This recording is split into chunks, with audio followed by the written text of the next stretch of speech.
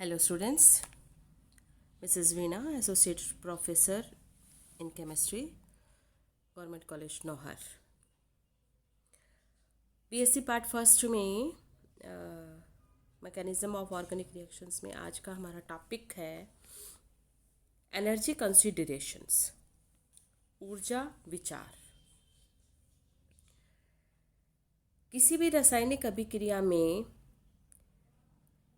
Reactant से जब products बनते हैं तो उसमें किस प्रकार से ऊर्जा में परिवर्तन होता है और उस ऊर्जा में जो परिवर्तन होता है उसके आधार पर अभिक्रिया की गति का निर्धारण होता है। अब किसी अभिक्रिया में क्रिया कारकों का उत्पाद में जब परिवर्तन होता है तो बनने वाले उत्पाद कितने स्थायी होंगे, यह क्रिया कारकों के उत्पाद में परिवर्तन की संभावना को और अधिक प्रबल करता है। यानी उत्पाद जितने अधिक स्थायी होंगे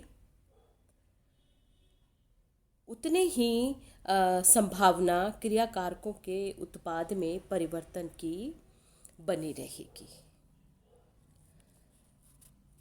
सामान्यतः किसी कार्बनिक अभिक्रिया में क्रिया कारकों का उत्पाद में परिवर्तन होता है तथा यह उत्सुकता सदैव बनी रहती है कि अभिक्रिया किस हद तक उत्पाद की ओर जाएगी,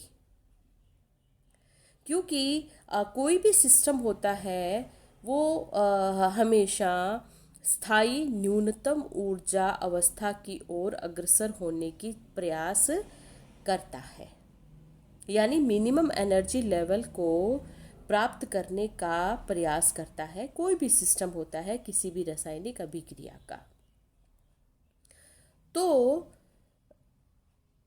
उत्पाद जितने अधिक स्थायी होंगे क्रिया कारकों के उत्पाद में परिवर्तन होने की संभावना उतनी ही अधिक प्रबल होगी। अब यहाँ आप एक ग्राफ देख रहे हैं जो मुक्त किसी अभिक्रिया की मुक्त ऊर्जा और अभिक्रिया निर्देशांक के मध्य है, और आप इस मुक्त ऊर्जा या पोटेंशियल एनर्जी में देखें तो रिएक्टेंट ऊपर है, नीचे प्रोडक्ट है, और उनके बीच का जो एनर्जी डिफरेंस है वो है डेल्टा जी, यानी मुक्त ऊर्जा, फ्री एनर्जी। तो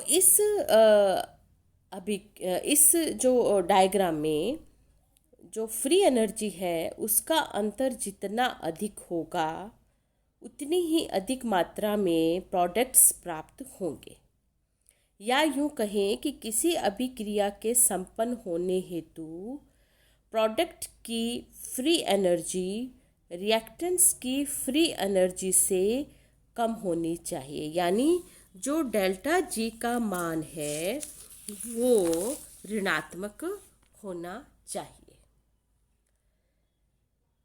जो थर्मोडायनेमिक्स का जो दूसरा नियम जानते हैं कि मुक्त ऊर्जा में परिवर्तन दो कंपोनेंट्स पर निर्भर करता है। पहला है एंथैल्पी डेल्टा एच और दूसरा है एंट्रोपी चेंज डेल्टा एस।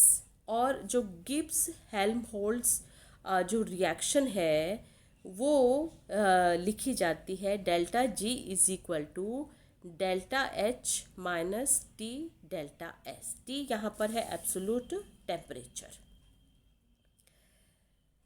तो डेल्टा एच ऊष्मा की वह मात्रा है जो एक मोल क्रिया कारक के एक मोल क्रियाफल में परिवर्तित होने पर उत्पन्न होती है अथवा अवशोषित होती है। एंट्रोपी परिवर्तन डेल्टा एस सिस्टम द्वारा समतापी तथा उत्क्रमणीय ढंग से अवशोषित ऊष्मा की मात्रा में उस परम ताप T का जिस पर ऊष्मा अवशोषित की गई है भाग देने पर प्राप्त राशि कहलाती है। अब मानक अवस्था में जब 298 केल्विन टेम्परेचर और 1 एटमॉस्फेरिक दाब होता है, तो जो एक समीकरण है उसको इस प्रकार से हम लिख सकते हैं, डेल्टा जी नॉट या zero is equal to delta H zero minus T delta S zero.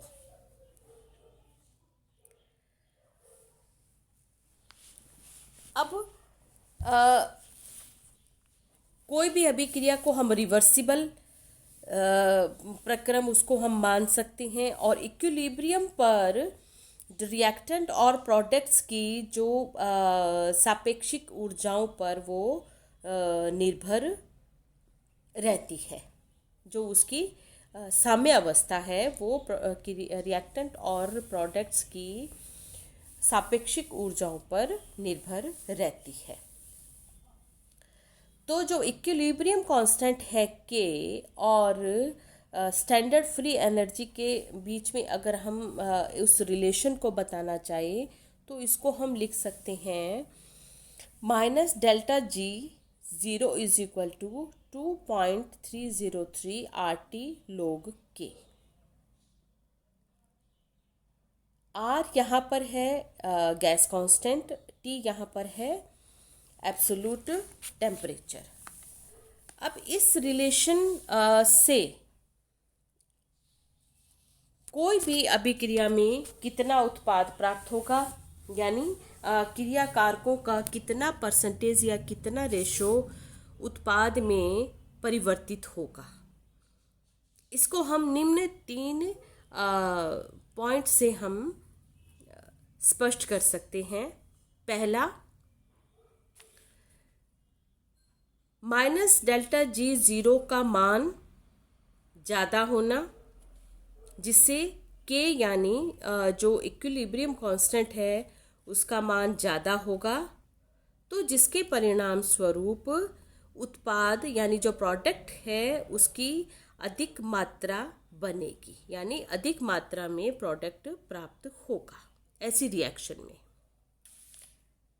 दूसरी जो संभावना है वो है कि माइनस डेल्टा जी ज़ीरो का मान कम हो तो के का मान भी कम होगा, और रिएक्टेंट्स का प्रोडक्ट्स में जो परिवर्तन है उसका रेशो भी कम रहेगा।